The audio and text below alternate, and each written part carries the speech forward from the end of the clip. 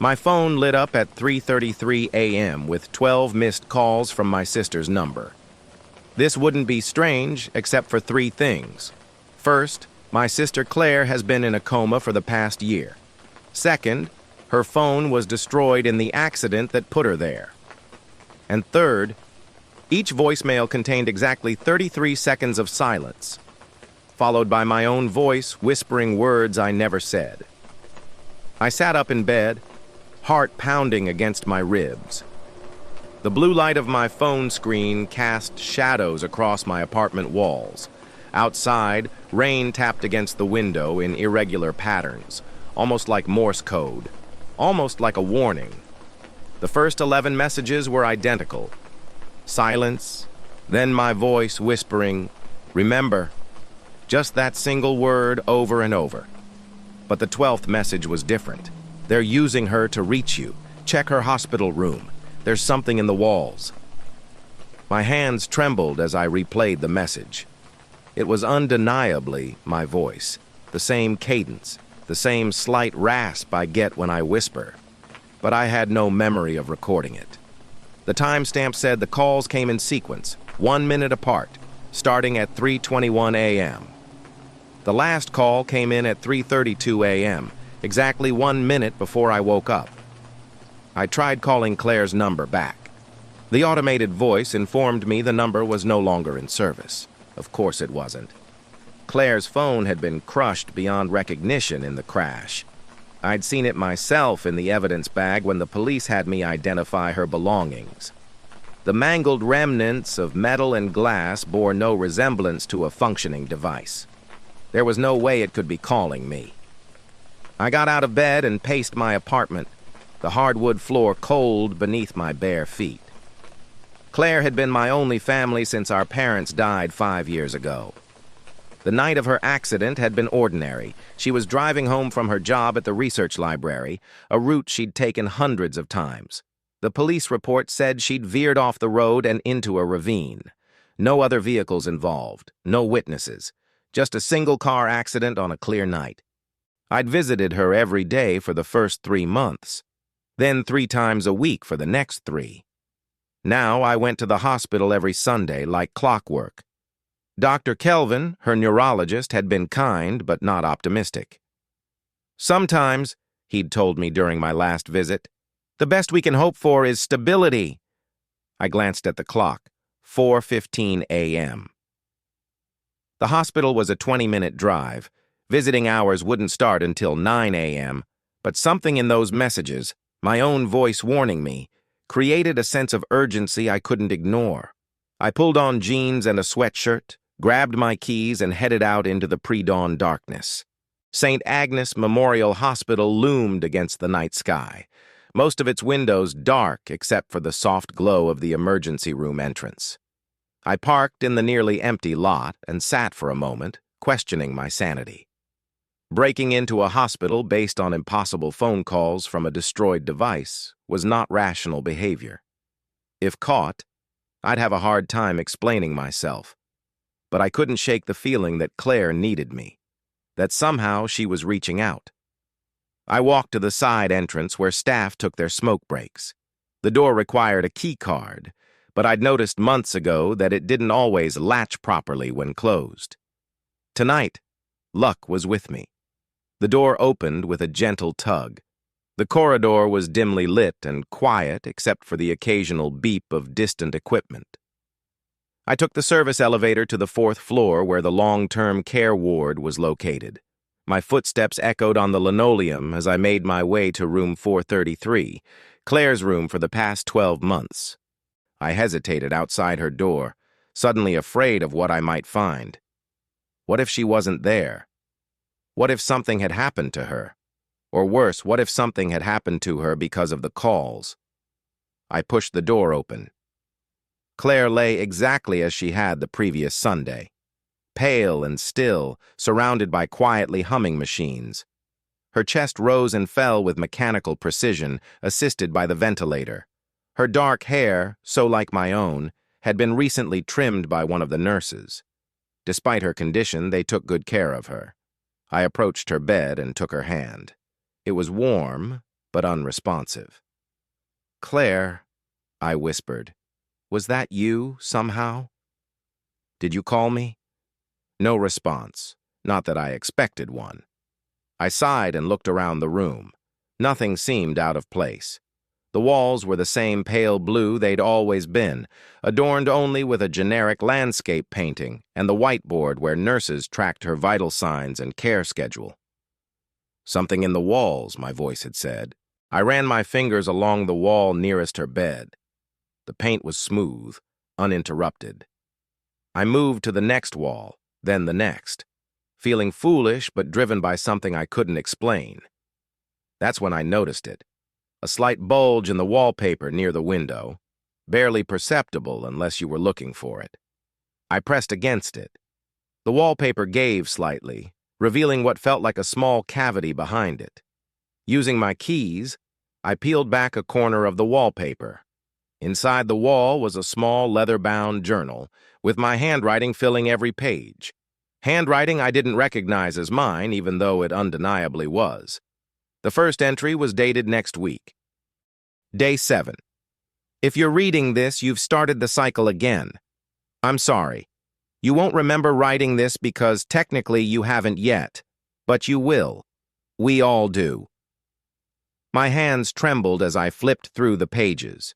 Detailed accounts of conversations I hadn't had, places I hadn't visited, and a recurring warning. Don't trust Dr. Kelvin. He knows about the frequencies. Dr. Kelvin, Claire's neurologist, the man who had been treating her for the past year.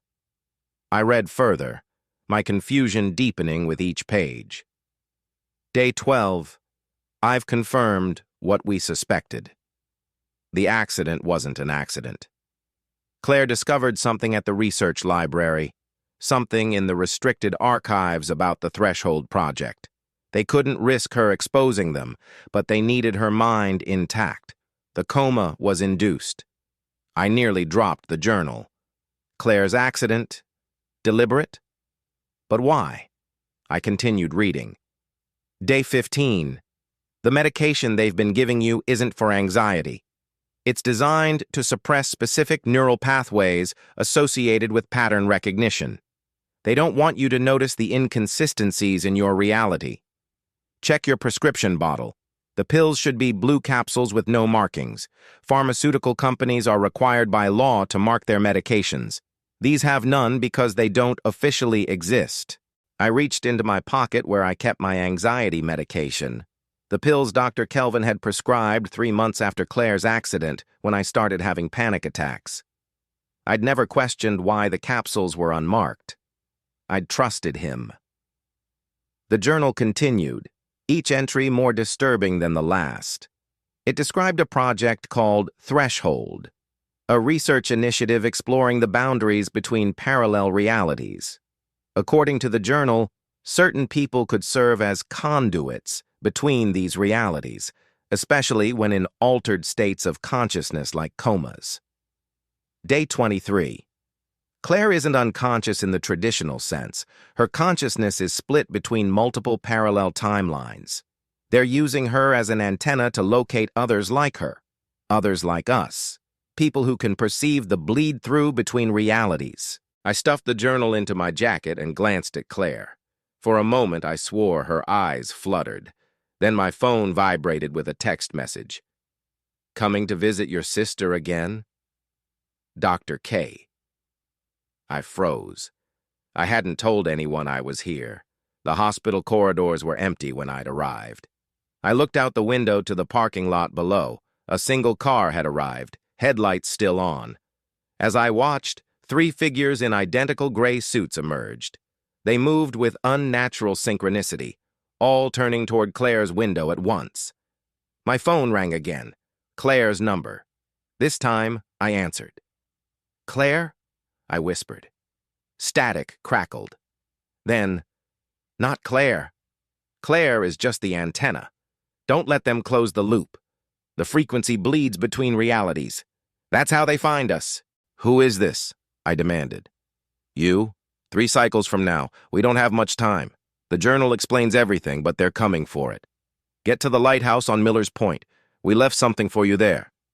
Who's coming? What frequency? The ones who study the boundaries. They found a way to use coma patients as conduits between parallel timelines. Claire isn't unconscious. She's halfway between realities. And so are you when you sleep. I heard footsteps in the corridor outside.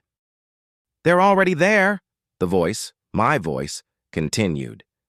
The medication they've been giving you, the pills for your anxiety, they're memory suppressants.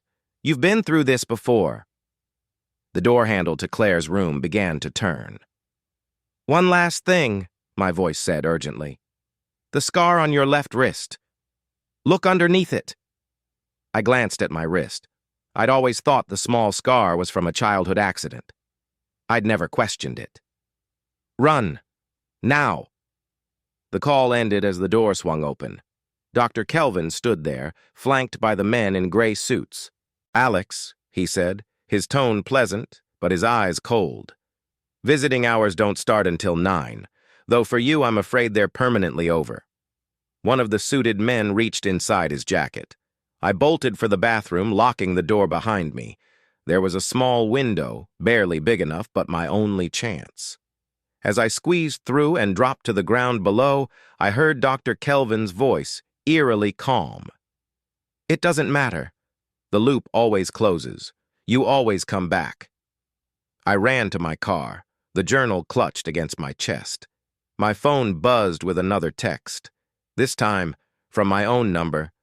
The lighthouse. Before sunset. Break the cycle. I peeled away from the hospital, glancing in my rearview mirror at the 3 suited men watching from Claire's window.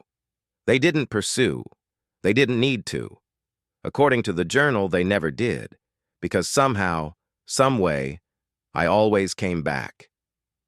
The sunrise painted the sky in shades of gold and crimson as I drove toward the coast. Miller's Point was about 3 hours away, a small, rocky outcropping known for its historic lighthouse. Claire and I had visited once as children with our parents. I remembered very little about it except for the dizzying height of the lighthouse and the thunderous crash of waves against the cliffs below. I had the journal open on the passenger seat, flipping through pages at stoplights and straight stretches of highway. The more I read, the more my reality seemed to fracture. Day 30.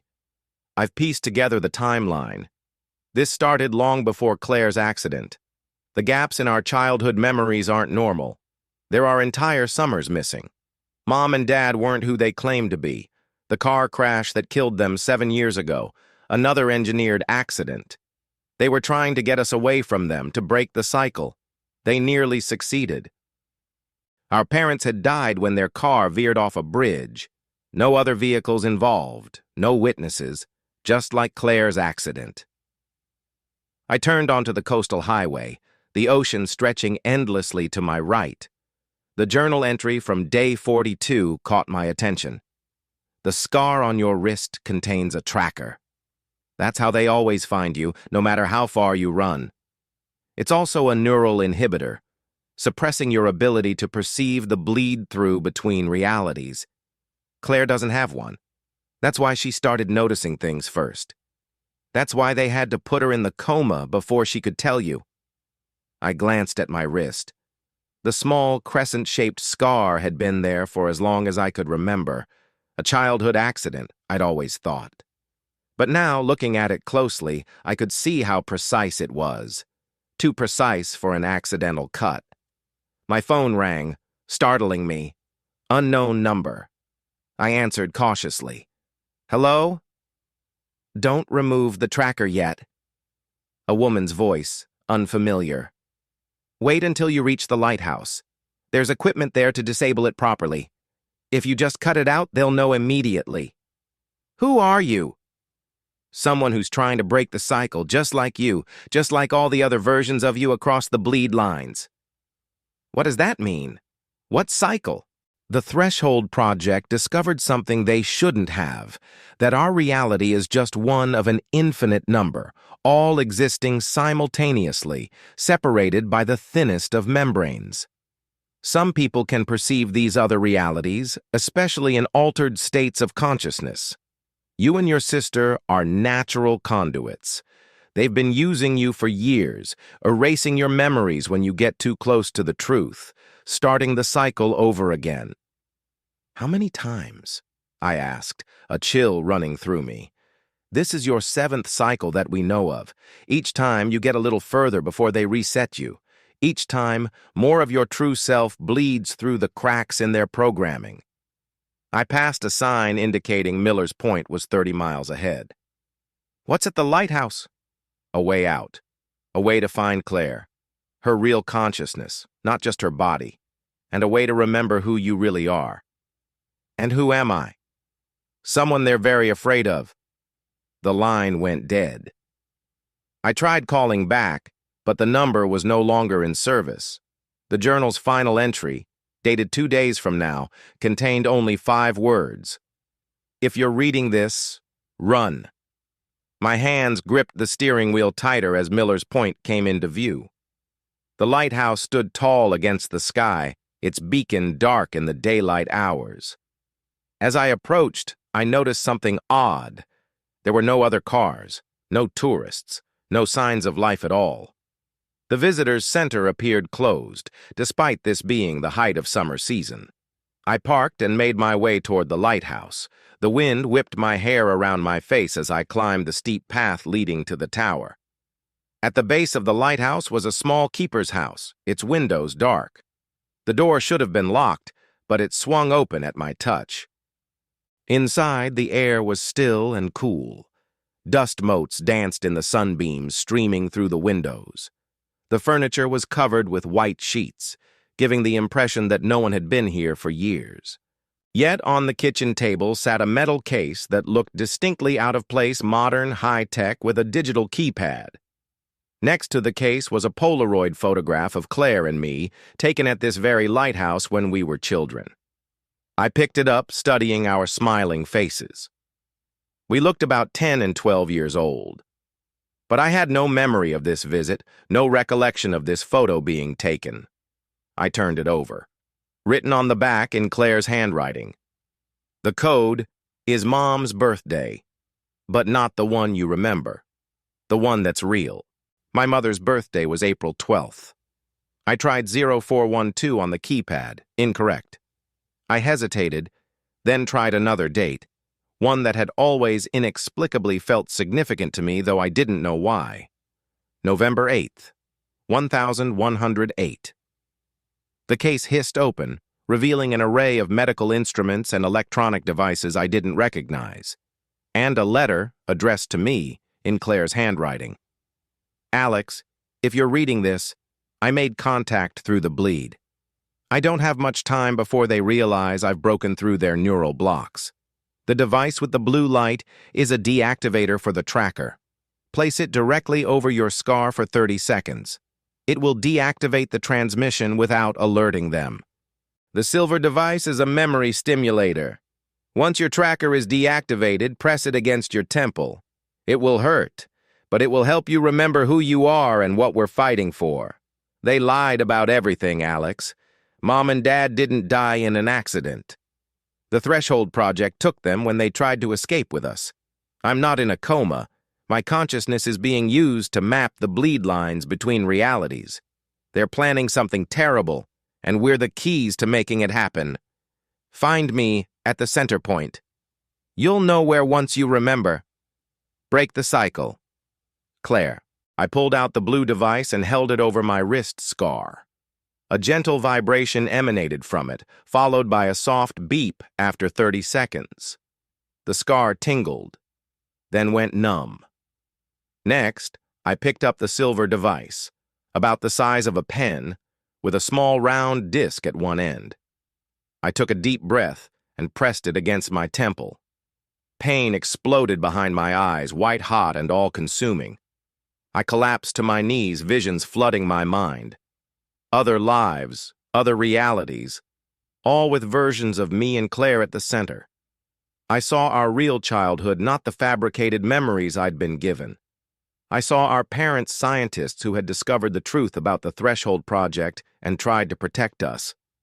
I saw myself, strapped to a chair while Dr. Kelvin stood over me, a silver device similar to the one in my hand pressed against my temple.